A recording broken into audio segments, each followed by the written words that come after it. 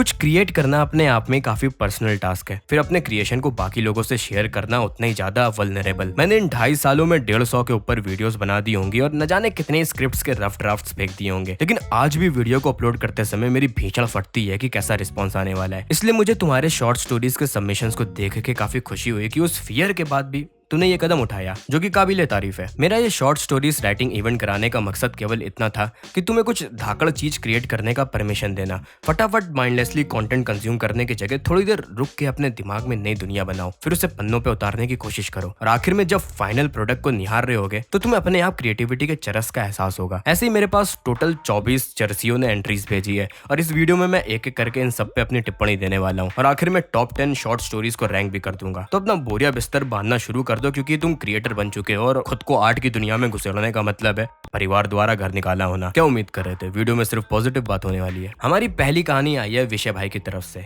The echoes of dark space. Main character Ayaan एक tech genius है जिसने एक VR हेडसेट बनाया हुआ है, जिसको पहन के वो डार्क स्पेस नाम के वर्ल्ड में पहुंच जाता है और वहाँ एक कायल नाम का मिस्टीरियस ईवल आदमी उसको स्टॉक कर रहा है। वियर्ड बात है कि आयान भाई ने खुद हेडसेट बनाया है, लेकिन भैया जी को डार्क स्पेस के बारे में कुछ भी नहीं पता है और एक अंजलि नाम की लड़की को उसे एक्सपोजिशन देना पड़ता है। ये कहानी मुझे MCU मूवी की इंट्रो जैसी फील हुई। अभी ज्यादा कुछ हुआ नहीं है, मेन कैरेक्टर, विलेन और हीरोइन इंट्रोड्यूस कर दिए गए और हल्का सा डार्क स्पेस की मिस्ट्री चालू कर दी है। दूसरी कहानी हमारे एक रैपर दोस्त फाजिल फ्यूजन द रैपर ने भेजी है, गॉड छिपकली मानव एब्स्ट्रैक्ट स्टोरी। ऐसी हुमक के भीषण एब्सर्ड कहानी लिखी गई है। पहली लाइन ही सुनो। एक बंदा हगता है तो उसका गू खाने एक छिपकली जैसा आदमी आ जाता है। ये बंदा असलियत में गॉड था जो अपना गू जितने भी छिपकली मानव को खाने को देता है वो सब इसके शिष्य बन जाते हैं। कई साल पहले वही इंसानों ने पर्वतों में पाई एंशिएंट किताब पढ़ी थी और वो छिपकली में बदल गए। यहाँ ऐसा लोर था कि छिपकली मानव अगर गॉड का गू खा ले तो उन्हें मोक्ष की प्राप्ति हो जाएगी, इसलिए वो इस बंदे यानी कि गॉड को ढूंढ रहे थे। पूरी कहानी मुश्किल से एक पन्ने की है, लेकिन हुस्सड़ के पोंग करने से मैं चाहता कि तुम लोग इसे जरूर से जरूर पढ़ो। मैं अपनी फेवरेट कहानियों को एक डॉक्यूमेंट में करके डिस्क्रिप्शन में लिंक डाल दूंगा। या फ्यूजन भाई तुम ये वीडियो देख रहे हो तो अपनी कहानी का टाइटल लिख के कमेंट्स में चिपका देना। प्योर गंजेड़ी कहानी। अगली कहानी हेलो जाजूस भाई से, the day I lost my mouth. ये कहानी मुझे काफी इंटरेस्टिंग लगी। एक तो जिस तरह से कहानी टोल्ड की गई और जो क्लाइमैक्स है वो काफी इफेक्टिव था। कहानी में एक लड़का अपने फैमिली ट्रिप का वर्णन सुना रहा है। उसे एक जगह मिस्टीरियस पत्थर दिखा जिसपे रावण नाम के देव की कहानी लिखी थी कि वो पहले एक गरीब था, फिर उसे एक बिना सिर की मूर्ति मिलती है और वो रातों रात माला माल हो गया। मूर्ति की ऐसी कहानी थी कि कोई उसमें बकरी का सिर काट के लगा देगा तो अगले को अजय होने का वरदान मिल जाता है। फिर एक दिन मूर्ति चोरी हो गई और उसकी जगह रावण देव का कटा सिर पड़ा मिला। ये सब पढ़ के लड़के की ढूंढ सूख गई। अब उस जगह से वापस जाते वक्त उसने गाड़ी में बैठे बैठे देखा कि वो पत्थर उस जगह से गायब था और अब शुरू होगा पागलपन। कुछ दूर पे उसे एक सर कटा आदमी तलवार लिए खड़ा दिखा। भाई को फिर आगे एक गाड़ी जाती दिखी जो कि उसी की फैमिली की गाड़ी थी और वहां से झांकता लड़का वो खुद था। फिर स्टोरी की आखिरी लाइन तुम्हें डायरेक्टली पढ़ के सुनाता हूँ। जिस समय मैंने ये देखा पता नहीं क्यों मैं कुछ सुन बोल देख नहीं पा रहा हूँ। क्या तुम्हें पता है? अगर ये सवाल था तो हाँ ना, मुंडी उड़ा दी गई भैया की। मतलब कहानी जो इफेक्ट देना चाहती थी वो काफी अच्छी तरीके से हुआ है। एक फोकलोर हॉरर वाइब्स आए और क्लाइमैक्स बोंकर सा था। अगली कहानी एस्ट्रोनिक्स एलिनो भाई की। होप करता हूँ कि नाम सही से बुलाया मैंने। एको बिटवीन वर्ल्ड्स। प्लॉट बस इतना है कि राइटर कहानी नहीं लिख पा रहा है और सोच में ही वो एक इमेजिनेटिव वर्ल्ड में पहुंच गया है और एट द एंड उसे क्रिएटिव स्पार्क मिल जाता है। इतना ही आर्क है, लेकिन इस कहानी में एक एब्स्ट्रैक्ट थीम है जिसमें ह्यूमंस की क्रिएटिविटी को यूनिक कॉन्सेप्ट से बताने की कोशिश की है। वो काफी बढ़िया थिंकिंग थी। स्टोरी की शुरुआत में राइटर खुद से बोलता है कि उसे कुछ प्रोफाउंड लिखना है और एक तरीके से एंड तक की वो लिख भी देता है। अगली कहानी है भरत भैया की, no I am not a hero. कहानी की शुरुआत में बड़ा cozy small town teenager super hero की POV चल रही है, लेकिन कहानी के टाइटल को पढ़ के और मेरा ट्रोप्स में सबवर्जन ढूंढने वाले दिमाग की वजह से मैं सोच रहा था कि भाई ये मेन हीरो को बड़े ऑनेस्ट तरीके से डिस्क्राइब किया जा रहा है, तो मैं इंतजार कर रहा था कि कब मुझे पता चलेगा कि ये बंदा असलियत में रूथलेस विलेन है। लेकिन अफसोस ऐसा नहीं हुआ। कहानी सुपर हीरो स्टोरी की बिल्कुल इंट्रो टाइप की थी, तो कहानी में इतना कुछ अभी हुआ नहीं है। इसके पावर्स का ओरिजिन बताया गया है कि भाई एक तालाब में विश्राम करने गया और अचानक से उसके चक्षु खुल गए और अब उसके पास सुपर हीरो पावर्स आ गई है। एज ए इंट्रो ठीक था। मेरे हिसाब से तुम्हें अगर ओरिजिन स्टोरी लिखनी है तो कुछ इंटरेस्टिंग सा हादसा होना चाहिए था। अगर वो नहीं तो कुछ भी एक इंटरेस्टिंग सा सीन ही हो। यहाँ बस मुझे एक डिटेल्ड कैरेक्टर डिस्क्रिप्शन जैसा फील हुआ। अगले भाई ने कामेन राइटर के फैन फिक्शंस दिए है और अपना नाम पर्सनलाइज रखने को कहा है। भाई ने टोटल 5 स्टोरीज दी है, लेकिन ये शॉर्ट स्टोरीज की जगह कैरेक्टर शीट टाइप की है। अब जैसा कि मैंने कामेन राइटर ना के बराबर देखा है तो मुझे बहुत सारे टर्म्स और सर्टेन नेम ड्रॉप्स कुछ भी समझ नहीं आ रहा था। भाई ने हमें कैरेक्टर की पर्सनैलिटी, वीकनेस और उनकी एबिलिटीज को एक्सप्लेन करते हुए अलग अलग पैराग्राफ दिया है। साथ में एक बैक स्टोरी का सेक्शन दिया है जिसमें प्लॉट समरी दी गई है। एक स्टोरी थी जिसमें एक फीमेल ड्रैगन मेन हीरो को पालती है। उसमें एक सीन था जिसमें ड्रैगन उसके आंसुओं को चाट देती है। वो मुझे काफी इंटरेस्टिंग लगा। मतलब इन पैराग्राफ को पढ़ के मैं इतना तो बता सकता हूँ कि तुम्हारी राइटिंग काफी सही है, तो मैं चाहूंगा कि तुम एक फुल स्टोरी लिखो, मतलब उसमें कुछ सेटअप हो और फिर वो आगे जाके रिजॉल्व भी हुआ हो। नतीजे जो कि गोंजाई भाई के हिसाब से जेम्स संडरलैंड भैया ने लिखी है। मस्त शॉर्ट स्नैपी स्टोरी थी। मेन कैरेक्टर नशे में धुत आधी रात को 120 की रफ्तार से गाड़ी चलाता निकला और एक लड़की को ठोक मारा। लड़की परलोक सिधार ली और भैया की जोर से फटी। उसने कल्टी मारने की सोची, गाड़ी में बैठ के इंजन स्टार्ट किया तो किसी ने उसके गाड़ी का दरवाजा खोल दिया था। वो वही ठोकी हुई लड़की थी। आगे डायरेक्ट स्टोरी से। She said formally, were you planning to leave me lying there? I started, no. मस्त कहानी। मैंने जब अपने 500 वर्ड्स की लिमिट दी थी तो मैं ऐसी ही कहानियों की उम्मीद कर रहा था। अगला, you can call me Demi भाई की story, the man who float away. कहानी का प्रीमाइस है कि एक एस्ट्रोनॉमर रात को सो के उठा तो वो सीलिंग पे था, जैसे उसके लिए ग्रेविटी रिवर्स हो गई। फिर एंड में वो अपने घर से बाहर निकला तो उसकी बॉडी आसमान की तरफ उड़ गई और ऐसे उड़ते उड़ते वो स्पेस में पहुंच गया। ये पूरा सेम कॉन्सेप्ट मैं ऑलरेडी पहले कहीं और देख चुका हूँ, और अगर इसे नए तरीके से या कुछ और नुआंस प्रेजेंट किए होते तो मुझे ज्यादा बढ़िया लगता। Ashes of the crescent blade by mister Rintoki. Title में मेरा नाम है तो इस स्टोरी की तरफ मैं बायस्ड हूँ। भाई ने स्वॉर्ड एंड सोर्सरी डार्क फैंटेसी लिखी है, जो कि मैं काफी खुश हूँ क्योंकि मुझे ये जॉनरा पसंद है। पूरी कहानी को भाई ने 6 एक्ट्स में बांट दिया है और सबको छोटे छोटे समरी में बता दिया है। मेन कैरेक्टर क्लेन ने अपनी बहन की मौत का बदला और पावर के लिए एक कर्स ब्लेड को इक्विप कर लिया है। अब वो उससे हमेशा के लिए बाउंड हो गया है और उस ब्लेड को थामने वाला बिना मारे काटे शांत नहीं रह सकता। बेसिक डार्क फैंटेसी ट्रोप है, लेकिन जो चीज धाकड़ तरीके से काम करती है उन्हें चेंज करने की जरूरत नहीं है। मेरा फेवरेट पार्ट है जब क्लेन एक विच के पास जाता है जो दावा करती है कि वो इसे इस ब्लेड के कर्ज से मुक्त कर देगी और रिचुअल पूरा रिवर्स हो जाता है। भाई की कहानी से साफ है कि वर्ल्ड बिल्डिंग करी हुई है। मैं बस चाहता कि इस कहानी को और फ्लैश्ड आउट करके डिटेल में लिखो। जैसे व्हाइट फ्लेम रेबेलियन वाले पार्ट में एरॉन कैरेक्टर भी डेवलप होना चाहिए, वो गूंगी वाली लड़की के साथ भी और बॉन्डिंग मोमेंट हो और एल्ड्रिच गॉड्स की प्रेजेंस और ज्यादा हॉन्टिंग सी हो। बाकी भाई ने आखिर में राइटर्स नोट भी दिया हुआ है। I had written this story in my notepad 1 year ago. Today I got the opportunity. Thank you Ash भाई। थैंक यू की क्या बात है, इसमें मेरा QR ले लो। मतलब इस कारण तुम और क्रिएटिव वर्क करने को तैयार हो रहे, तो इससे बेहतर और क्या हो सकता है। The red moon of Bali by Ali Mohammad. सबसे पहले तो being Hindi writer myself, मैं इस बात से खुश हुआ कि भाई ने हिंदी में प्रोज लिखे। शुरुआत का पैरा पढ़ के मुझे काफी अच्छा लगा। सेंटेंस प्यारे तरीके से फ्लो कर रहे थे। दिक्कत बस इतनी है कि अली भाई हल्की सी फॉर्मेटिंग कर देते, पैराग्राफ बस चला जा रहा है बिना लाइन स्पेस के। पूरा दिमाग चकरा गया था मेरा ये पढ़ते समय। बाद के पेजेस की फॉर्मेटिंग काफी सही से की गई है, वो रीडेबल थी। भाई ने फोकलोर मॉन्स्टर रैंगड़ा की ओरिजिन स्टोरी पे कहानी लिखी है, जो भाई सपनों में आके तुम्हारी पूरी रियलिटी चेंज कर सकती है। जैसे पुरानी जानी मानी लोक कथाओं में नई मनगढ़ंत डाइन बना दी। अब उस नगरी में रहने वाले बच्चे लोगों की रात में फटी रहती है कि रंगड़ा आ जाएगी भैया, सो जाओ। इंटरेस्टिंग आइडिया था। अर्पित सागे सागा, सेज सागा, कोई और प्रोनाउंसिएशन है तो मुझे बता देना। इनकी कहानी का नाम है फॉरेस्ट नोस, जिसने मुझे तुरंत lovely dark and deep film याद दिला दी। भाई ने लेकिन उसमें एक नया गिमिक दे दिया है। फिल्म में फॉरेस्ट इंसानों के ट्रॉमा को ट्रिगर करके उन्हें ब्रेन वॉश करके अपने लिए रख लेता है। मतलब वो विक्टिम हमेशा के लिए फॉरेस्ट में खो जाएंगे। यहाँ भी ट्रॉमा को ट्रिगर तो किया गया है, लेकिन इसमें फॉरेस्ट लोगों को उनका नाम लेके बुलाता है। मुझे एंडिंग भी बढ़िया लगी कि उस ट्रेल में नो ट्रेसपासिंग का साइन लगा दिया गया है, पर अभी भी उसके करीब जाने पे वहाँ से आवाजें आती है। काफी कूल टच था ये। भाई ने आखिर में कमेंट भी लिखा है, कुछ साइकोलॉजिकल हॉरर ट्राई करना था। Love your content, keep going and keep growing, आरिगातो गोजाइमास। वैसे ये कीप गोइंग से मुझे एक अजीब बात याद आ गई है। जैसे कभी किसी को कोई वीडियो पसंद आई और वो कमेंट में लिख देते हैं कि कीप ग्राइंडिंग, कीप हसलिंग।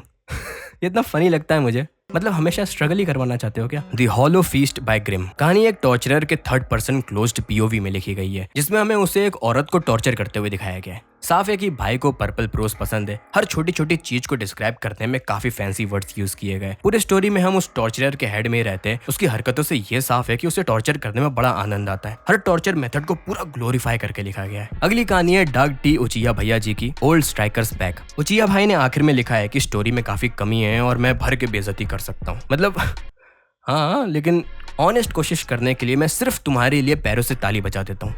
कहानी फुटबॉल सेंट्रिक है, प्योर ब्लू लॉक से इंस्पायर्ड है। भाई ने आधे में टूर्नामेंट ब्रैकेट के रूल्स का एक्सपोजिशन दिया है और स्टोरी का मेन मीटी पॉइंट डायलॉग्स में। मतलब तुम खुद अपने लेवल से अवेयर हो, तो मैं तुम्हें एक एडवाइस देता कि रिटन मीडिया में ओवर एक्शन ओरिएंटेड वाली चीजें लिखोगे तो तुम्हें हर डिटेल को एक्सप्लेन करने में दिक्कतें होंगी। जितनी ज्यादा फास्ट एक्शन के डिटेल्स, उतना ही ज्यादा उससे इंटरेस्टिंग बनाने में दिक्कत है। तुम्हारे द्वारा लिखे इस पैराग्राफ को पढ़ के मुझे उम्मीद है कि ये तुम्हें भी समझ आ गया होगा। तो मैं कहता कि तुम ऐसा कुछ सिनारियो लिख के प्रैक्टिस करो जिससे टीम मैच हार गई है और अब लॉकर रूम में प्लेयर्स के बीच की टेंशन क्रिएट हो रही है, उसे सिर्फ डायलॉग से एक्सप्लेन करने की कोशिश करो। सेम टैरेंटिनो की रिजर्वॉयर डॉग्स की तरह। हाइस्ट मूवी है लेकिन हाइस्ट नहीं दिखाया जाता है। हाइस्ट के बाद कैरेक्टर्स एक दूसरे पे शक कर रहे, वो पूरी स्क्रिप्ट थी। पहले कैरेक्टर्स, डायलॉग्स और स्टोरी टेलिंग करना सीखो, प्रोज बाद में सीख लेना। न जाने क्या होगा बाय शहनवाज सिद्दीकी। भाई ने गद्य की जगह मुझे पद्य थमा दिया है। इन्होंने एक फ्री वर्स पोएट्री लिखी हुई है जिसमें हमें ट्रेन ट्रैवल की खाली कंपार्टमेंट की वाइब्स को फील कराया गया है। आराम से खुमारी में पोएट्री का मेन कैरेक्टर चाय वगैरह पिया, आखिर में ट्रेन पे चढ़ते समय वो किसी से भिड़ गया। सुबह की किरणों के साथ भाई की खुमारी भी एक झटके में समाप्त हो गई।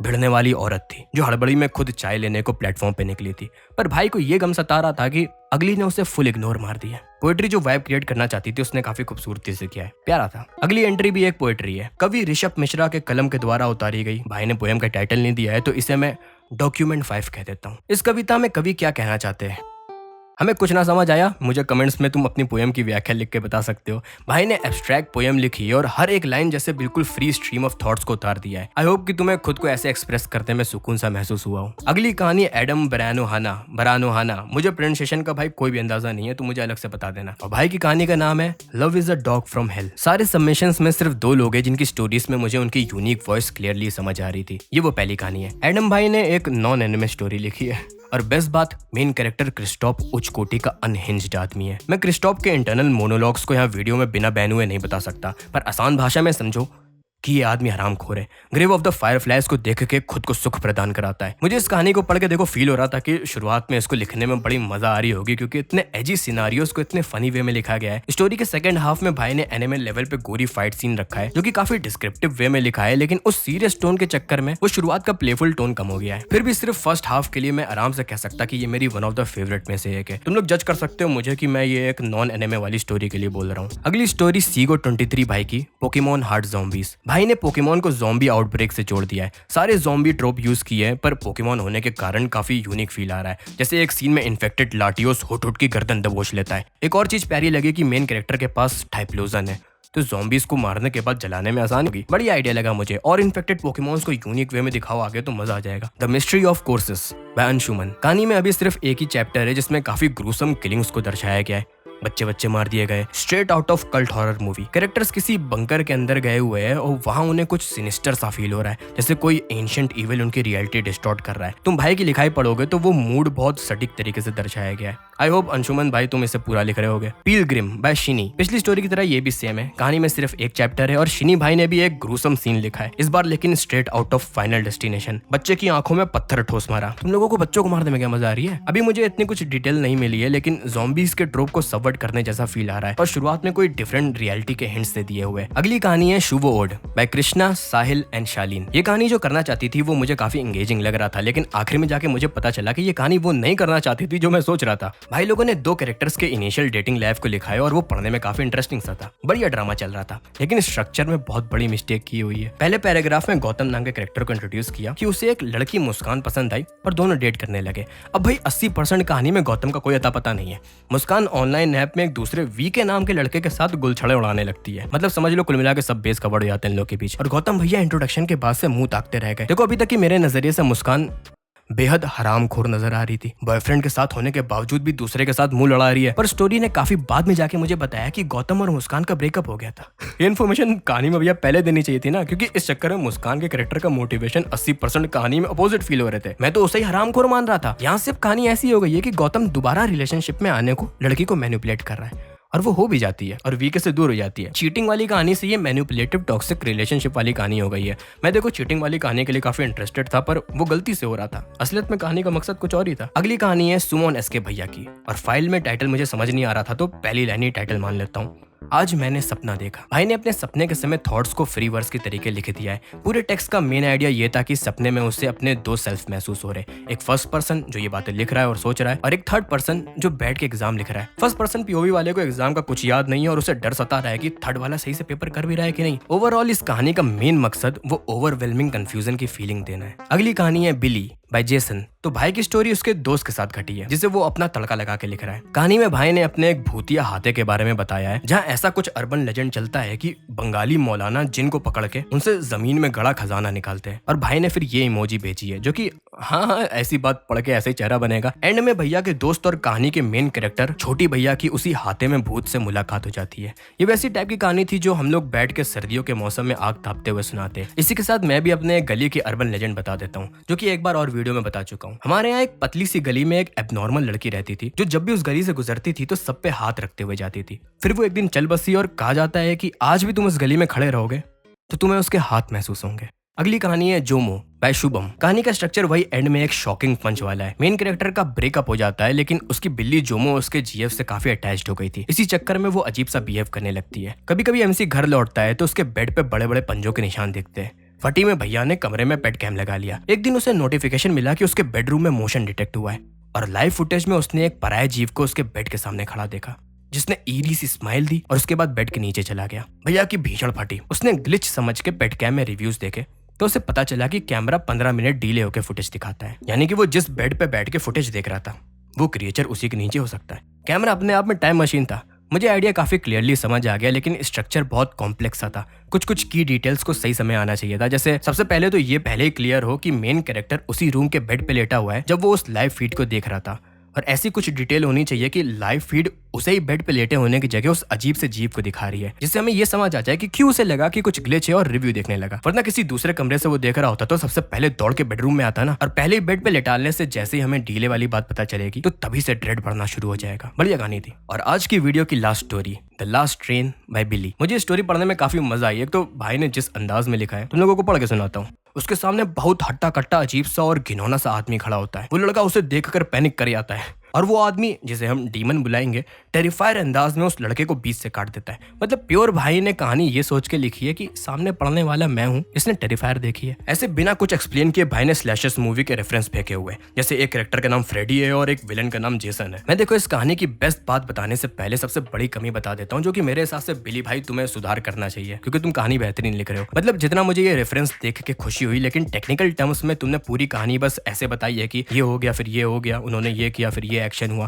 कुल मिला के हर चीज तुम सिंपल सेंटेंसेस में बस टेल टेल टेल टेल कर रहे हो, जिससे कहानी को पढ़ने में दिक्कत आ रही है। मैं तुम्हें एडवाइस करूंगा कि अपनी 11th 12th की हिंदी की बुक उठाओ और राइटर्स जिस तरह से अपना गद्य या प्रोस लिखते हैं उस पर फोकस करो। अब आते हैं बेस्ट और सबसे फन पार्ट में। तो भाई के आइडियाज मुझे बहुत धाकड़ लगे। फुल कैंपी हॉरर बी मूवी लगी, जिसमें जो बिजार एडवेंचर्स के लेवल पे इंटरेस्टिंग आइडियाज थे। सबसे पहले तो बेसिक प्रीमाइस 6 मेन कैरेक्टर्स की पार्टी है जो एक ट्रेन के अंदर फंस गए हैं, जिसमें एक स्लैशर विलेन इन्हें मारने को घूम रहा है। अब ट्रेन का गिमिक ऐसा है कि जब तक ट्रेन चल रही है तब ये सेफ है, लेकिन जैसे प्लेटफॉर्म में रुकी तो वो किलर इनके पीछे हाथ धोके पड़ जाएगा। इसके अलावा और भी ढेर सारे मॉन्स्टर्स डीमंस इस ट्रेन में मंडरा रहे हैं। फिर हमें पता चलता है कि यहाँ एक बुड्ढा है जिसकी आधी से ज्यादा जिंदगी इसी ट्रेन में कट चुकी है। ये चीज इतनी इंटरेस्टिंग लगी थी कि पूरा ट्रेन ही एक डार्क फैंटेसी के डंजन जैसा है, जिसके अपने अलग रूल्स है और लोग इधर आके हमेशा के लिए फंस भी जाते हैं। फिर ये बुड्ढा इन्हें स्पेल बताता है जिसकी मदद से ये लोग उस डीमन को रोक सकते हैं, और वो स्पेल एक डीमनस को समन करता है जो डीमन से लड़ने की जगह उसे रिझाने लग जाती है। यहाँ एक तरफ मेन कैरेक्टर्स को इतने ग्रिम सिचुएशंस में काटता पीटता दिखा रहे, दूसरी तरफ ऐसी एब्सर्ड येट लॉजिकल चीज करे दे रहे। मैं मतलब इस कहानी को फिल्म में देखना चाहूंगा, लेकिन पूरे आइडिया को और बढ़ा सकते हो। ट्रेन के लोर को और एक्सपेंड करके मस्त कहानी बन सकती है। ऐसे अनएडिटेड फॉर्मेटिंग की वजह से मुझे इसे पढ़ने में बड़ी परेशानी हुई, लेकिन शेयर ऑनेस्ट क्रिएटिविटी देख के मुझे काफी अच्छा लगा। तो सारी स्टोरीज पे मैंने टिप्पणी दे दी है। अब है रैंकिंग टाइम। सबसे पहले एक जरूरी बात, हर कॉम्पिटिशन की रैंकिंग जज की कुर्सी पे बैठे इंसान के टेस्ट पे डिपेंड करती है। तो जो कहानियां मुझे अच्छी लगी, मुझे पक्का भरोसा है किसी दूसरे को उसे पढ़ के चिढ़ मच जाएगी। कुल मिला के यह बायस काम करेगा। तो टॉप 10 में घुसने से पहले कुछ honourable mentions. Pokemon heart zombies by Seego 23, pilgrim by Shiny, the hollow feast by Grim, echo between worlds by Stronix Elino, Anshuman भैया की वो बंकर वाली कहानी, red moon of Bali by Ali Mohammad. और अब घुसते हैं हमारे टॉप 10 में। नंबर 10 पे है फॉरेस्ट नोस बाय अर्पित, सेगा सागा, सेज सागा, पता नहीं। नंबर 9 नतीजे बाय गोंजाई। नंबर 8 न जाने क्या होगा बाय शाहनवाज सिद्दीकी। नंबर 7 पे है Shubho ode by Krishna, Sahil and Shaleen. Number 6 पे है जोमो बाय शुभम। नंबर 5 में है the day I lost my mouth by Hello Jajoos. Number 4 में है ashes of the crescent blade by mister रिंतोकी।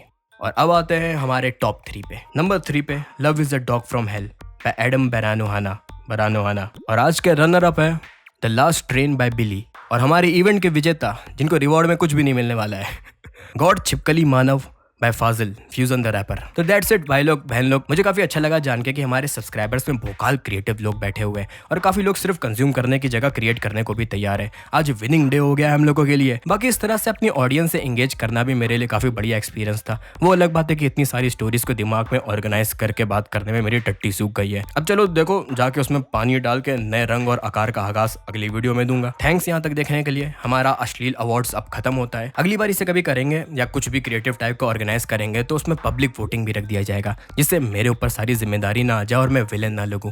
तो अब गया मैं। अगली वीडियो में मिलेंगे। Bye bye.